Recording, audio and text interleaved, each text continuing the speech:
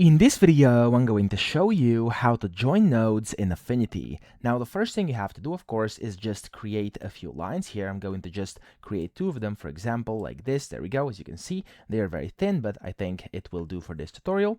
And then what you have to do is you want to go to this node tool over here on the left-hand side.